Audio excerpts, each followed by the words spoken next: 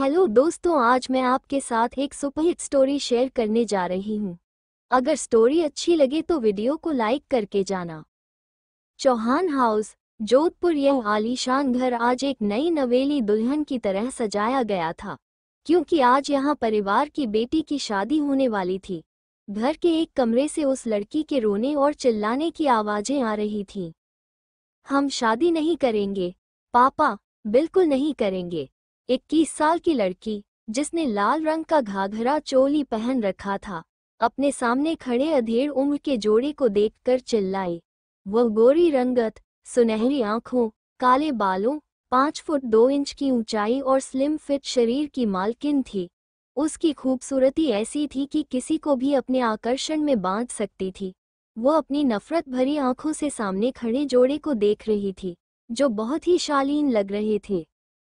उसके पिता ने गुस्से में कहा, 15 साल से तुम्हारी इस जिद को हम नजरअंदाज करते आ रहे हैं। अब और नहीं, संस्कृति, तुम्हें ये शादी करनी ही होगी। यही हमारा आखिरी फैसला है। संस्कृति ने अपने सामने खड़ी महिला को देखते हुए कहा, मम्मी, आप तो हमें समझती हैं। हम संकल्प से प्यार करते हैं। हम उसके बिना किसी और के बारे में सोच भी नहीं सकते। और आप हमें जिंदगी भर के लिए किसी और से बांधना चाहती हैं? नहीं, बिल्कुल भी नहीं। उसकी मां ने उसके पिता की ओर देखते हुए कहा, पार्थ, एक बार फिर सोच लीजिए। अगर संस्कृति यह शादी नहीं करना चाहती तो रहने दीजिए ना। पार्थ ने तमतमाते हुए जवाब दिया, क्या रहने दीजिए? बताओ, हमने एक बार फैसला कर लिया तो कर लिया। निवेदिता, इसे समझा दो। आधे घंटे में इसकी ससुराल से मेहंदी आ जाएगी, इसलिए चुपचाप तैयार होकर नीचे आ जाए। इतना कहकर पार्थ जी वहां से बाहर चले गए। उनके जाते ही संस्कृति ने निवेदिता के सामने हाथ जोड़ते हुए कहा, नहीं मम्मी, नहीं। निवेदिता ने उसे दिलासा देते हुए कहा, हम एक बार और कोशिश करते हैं, देखते हैं क्या हो सकता है। निवेदिता कमरे से बाहर चली गई। संस्कृति के कमरे में एक छोटा सा मंदिर था, जिसमें कान्हा जी की मूर्ति रखी हुई थी। संस्कृति उनके सामने बैठकर हाथ जोड़ते हुए बोली, कान्हा जी, आप तो जानते हो न कि हम संकल्प से कितना प्यार करते हैं। हमारी सांसें सिर्फ संकल्प के लिए चल रही हैं। अगर हम संकल्प के नहीं हो पाए तो किसी और के भी नहीं होंगे। हमारी मदद कीजिए कान्हा जी। हम अपने संकल्प को भूलकर किसी और के नहीं हो सकते, नहीं हो सकते। निवेदिता जब कमरे से बाहर आई तो उसने पार्थ को गलियारे से होते हुए हॉल की तरफ जाते देखा। उसने पार्थ का हाथ पकड़कर उसे रोकते हुए कहा, हम संस्कृति को इस हालत में नहीं देख सकते पार्थ, वो हमारी बच्ची है। पार्थ ने गुस्से में जवाब दिया, तो क्या वो हमारी दुश्मन है? वह भी हमारी बच्ची है, और हम अपनी बच्ची को सारी जिंदगी उस इंसान का इंतजार करते हुए नहीं देख सकते, जो अब इस दुनिया में नहीं है। संस्कृति ने उसके लिए अपनी पढ़ाई लिखाई छोड़ दी और मथुरा चली गई थी। बहुत मुश्किल से हमने उसे खोजा है। हम उसकी हालत मीराबाई जैसी नहीं होने देना चाहते, इसलिए उसकी शादी करवा रहे हैं, ताकि उसके घाव भर जाए। निवेदिता ने गुस्से में कहा, पार्थ, क्या ये शादी उसके घावों पर नमक छिड़कने जैसा नहीं है? जिस घर के बेटे से वह प्यार करती थी, उसी घर के दूसरे छोटे बेटे से आप उसकी शादी करवा रहे हैं। उसका दिल दुखेगा पार्थ। पार्थ ने शांत होकर उसे समझाते हुए कहा, राणा निरंजन सिंह तोमर का बेटा है अनिवार्य। वो उतना ही समझदार और उलझा हुआ इंसान है, जितना सोचा हुआ इंसान हम अपनी बेटी के लिए ढूंढ रहे थे। अब हमें कोई आनाकानी नहीं सुननी है। वो लोग आते ही हो गए, चलो। निवेदिता अपनी बेटी को दुखी देखकर बिल्कुल भी खुश नहीं थी। वो उसे आगे कुछ बोल पाती, पर तभी वहां अचानक घर का एक नौकर बचे हुए इनविटेशन कार्ड लेकर उनके पास आया और बोला, मैडम, सर, इन कार्ड्स का क्या करना है? पार्थ गुस्से में नौकर पर बरसते हुए बोले, ये भी अब हम तुम्हें बताएं? इन्हें ले जाकर स्टडी रूम में रख दो। नौकर ने सिर हिलाया और वहां से जाने लगा। इतने में निवेदिता ने उसके हाथ से एक कार्ड ले लिया और उसे देखने लगी। कार्ड पर दूल्हे का नाम देखकर निवेदिता ने मन ही मन खुद से कहा, हमें माफ कर दो हमारी बेटी। हम जानते हैं कि तुम जिस इंसान को दूल्हे के रूप में देखना चाहती थी, उसका नाम इसमें नहीं है। पर हम प्रार्थना करेंगे कि यह नाम तुम्हारी हथेलियों में जितनी गहरी रंग छोड़े, उससे कहीं ज्यादा तुम्हारा पति तुम्हें प्यार करे। इनविटेशन कार्ड को वापस नौकर को देते हुए कहा, इन्हें रख दो। ये कहकर वे पार्थ के साथ वहां से चली गईं। इन सब से दूर एक अज्ञात जगह पर एक आलीशान बिल्डिंग के सामने एक काले रंग की BMW आकर रुकी। वो इमारत किसी इंटरनेशनल फूड कंपनी का हेड ऑफिस था। उसके बाहर हटे कट्टे बॉडीगार्ड्स पहरा दे रहे थे। उनमें एक ने आकर BMW की बैक सीट का दरवाजा खोला और उसमें से एक 6 फुट का लंबा चौड़ा और हैंडसम हंक एक सूट बूट पहने हुए बाहर आया। उसके चेहरे पर कोई भाव नहीं था, लेकिन वो देखने में हैंडसम और मस्कुलर बॉडी का मालिक था। उसकी उम्र करीब 20 से 25 साल के बीच थी। वो तेज कदमों से हाथ में संस्कृति की शादी का इनविटेशन कार्ड लेकर उस बिल्डिंग के अंदर गया। उसे देखते ही ऑफिस का STTAF चौंकना हो गया। रिसेप्शनिस्ट ने उसको देखकर सिर झुकाते हुए कहा, गुड मॉर्निंग। लेकिन उस आदमी ने सामने से जवाब नहीं दिया और प्राइवेट लिफ्ट में एंटर करके टॉप फ्लोर का बटन दबा दिया। जैसे ही लिफ्ट का दरवाजा टॉप फ्लोर पर जाकर खुला, उसको अपने सामने एक आलीशान केबिन दिखा। वह बिना कुछ कहे केबिन के अंदर जाते ही कार्ड को टेबल पर फेंकते हुए बोला, उसकी शादी हो रही है केटी, क्या तुम्हें पता है? हाँ शायद। कैबिन की कुर्सी उसकी तरफ पलटी। वहां पर एक लड़की बैठी हुई थी। देखने में बेहद खूबसूरत और हॉट ड्रेस पहने हुए वो लड़की कॉम्पैक्ट के मिरर में अपना चेहरा देख रही थी। उसको देखते हुए सामने से आदमी ने गुस्से में कहा, जागृति तुम यहाँ क्या कर रही हो? केटी कहाँ है? एयरपोर्ट पर। उसे शादी के बारे में पहले ही पता चल गया था। जागृति ने सामने से एटीट्यूड में जवाब दिया। सामने से गुस्से में मुठियां भींचते हुए बोला, इडियट, तुम्हें उसके साथ रहने के लिए क्यों बोला था? हमने उसको रोक नहीं सकती थी। अब पता नहीं वो उस शादी में क्या तूफान लेकर आएगा। कौन है ये कत और क्यों आ रहा है वो संस्कृति की शादी में तूफान मचाने के लिए? जानने के लिए पढ़ते रहिए कहानी।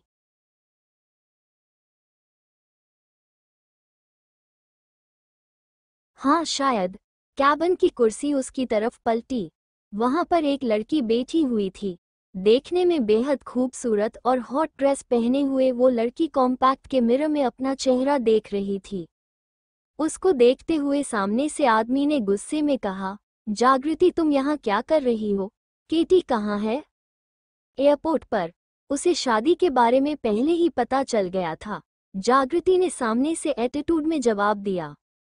सामने से गुस्से में मुठियां भींचते हुए बोला, इडियट, तुम्हें उसके साथ रहने के लिए क्यों बोला था? हमने उसको रोक नहीं सकती थी। अब पता नहीं वो उस शादी में क्या तूफान लेकर आएगा।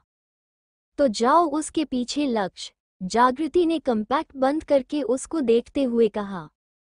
उसकी बात सुनकर लक्ष्य ने उसका हाथ पकड़ा और उसे खींचते हुए कहा, हम अकेले नहीं जा रहे, तुम भी हमारे साथ जा रही हो। अरे धीरे करो, हमें दर्द हो रहा है, जागृति ने दर्द में कराहते हुए कहा। लक्ष्य उसे खींचते हुए लिफ्ट में ले गया। दूसरी तरफ जोधपुर में चौहान मेंशन में संस्कृति कान्हा जी की मूर्ति के सामने हाथ जोड़े बैठी हुई थी। उसकी आंखों से आंसू बह रहे थे। कान्हा जी हमारी मदद कीजिए। वो अभी बोल ही रही थी कि तभी दरवाजे से एक नौकरानी की आवाज आई, छोटी मालिकन आपको नीचे बुला रहे हैं, आपकी मेहंदी आ गई है।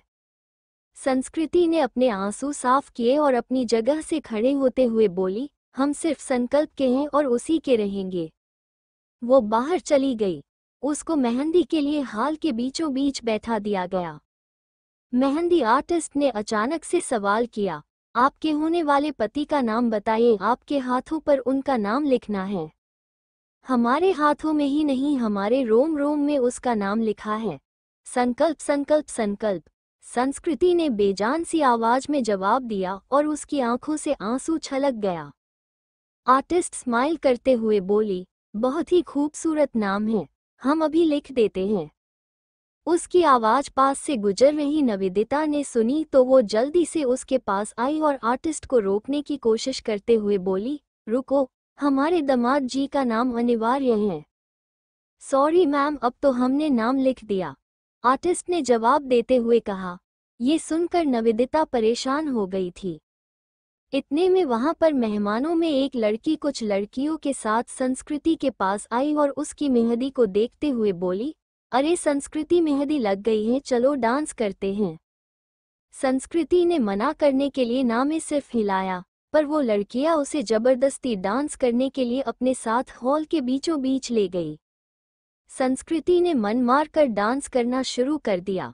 वो अपनी मधुर आवाज में गाने लगी, लगन तुमसे लगा बैठे, जो होगा देखा जाएगा, तुम्हें अपना बना बैठे, जो होगा देखा जाएगा। कभी दुनिया से डरते थे कि छुप छुप याद करते थे, लो अब पर्दा उठा बैठे, जो होगा देखा जाएगा। उसके मन में एक बच्चे की तस्वीर घूम रही थी जो कि सिर्फ 8 साल का था और देखने में बेहद क्यूट था। निवेदिता उसको देखकर बहुत ही मायूस लग रही थी। वो पार्थ की तरफ उम्मीद भरी नजरों से देखने लगी, पर पार्थ ने उसको सख्ती से घूरकर चुप रहने का इशारा किया।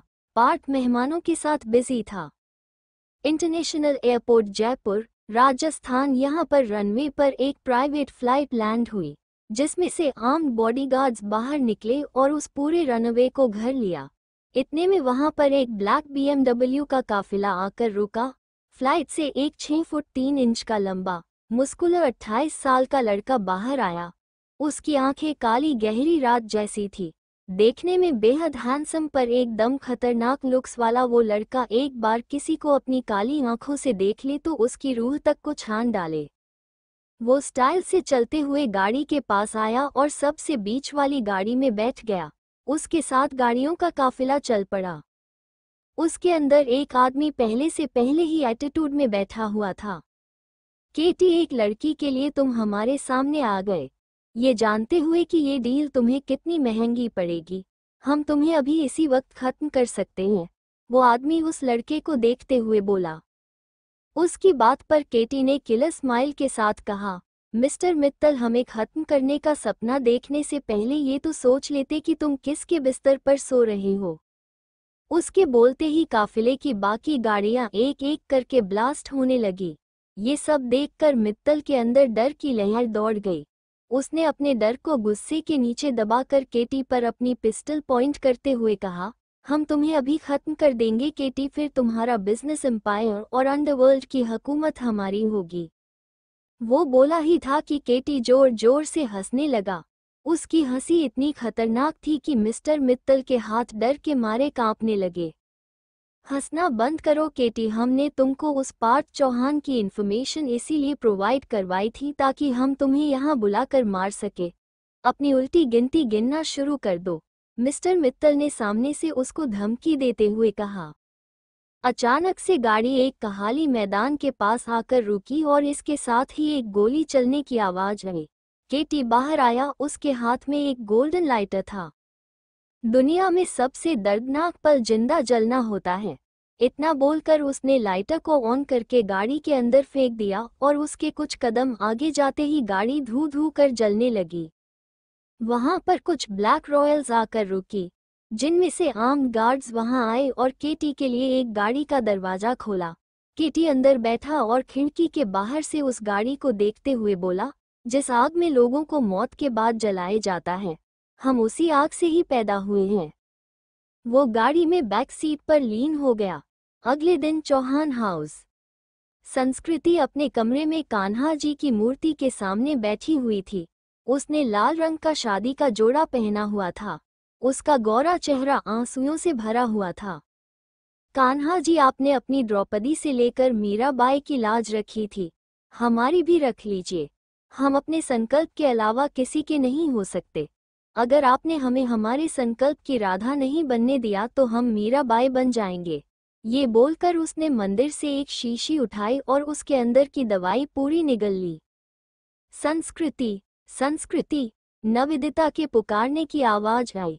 संस्कृति अपनी जगह से उठी तो निवेदिता अंदर आते ही उसकी गाल सहलाते हुए बोली, हमारी बच्ची, तुम बहुत ही खूबसूरत लग रही हो। चलो, तुम्हारी कुछ रस्में हैं जो बारात आने से पहले पूरी करनी है। वो उसे अपने साथ कमरे से बाहर और घर के गार्डन में लेकर गई, जहां पर शादी की सभी तैयारियां की गई थी। संस्कृति जिंदा लाश की तरह लग रही थी। उसे मंडप में पंडित जी के पास बैठाया गया। निवेदिता ने उसको सहलाते हुए कहा, हमारी कुलदेवी के लिए पूजा करनी है पंडित जी को। ये बोलकर वो पीछे हटी कि तभी तेज आंधी चलने लगी। ये क्या हो रहा है? अचानक से इतनी आंधी कैसे चलने लगी? निवेदिता ने अपने पास खड़े पार्थ को देखकर घबराते हुए कहा। संस्कृति ने अपनी आंखें बंद की हुई थी।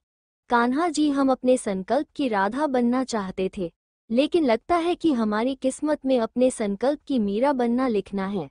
अब इस मीरा की लाज आपके हाथ में है कान्हा जी। हमारी सांस संकल्प के अलावा किसी और की मत होने दीजिएगा। संस्कृति ने मन में प्रार्थना करते हुए कहा। एक चॉपर गार्डन के दूसरे हिस्से में आकर लैंड हुआ, जिसे देखकर पार्थ ने असमंजस में पूछा, ये कौन है? पता नहीं। चॉपर से आर्म्ड गार्ड्स निकले और वहां मौजूद लोगों पर अपनी गन पॉइंट कर दी। ये सब देखकर पार्थ ने गुस्से में चिल्लाते हुए कहा, कौन हो तुम लोग? क्या कर रहे हो यहाँ पर? बाराती है ससुर सा, बारात और बिंद का स्वागत नहीं करोगे? चॉपर से ब्लैक कलर के सूट पहने केटी बाहर आया। क्या केटी कर पाएगा संस्कृति से शादी? क्या दुश्मनी है केटी की पार्थ के परिवार से? जानने के लिए पढ़ते रहिए पूरी कहानी।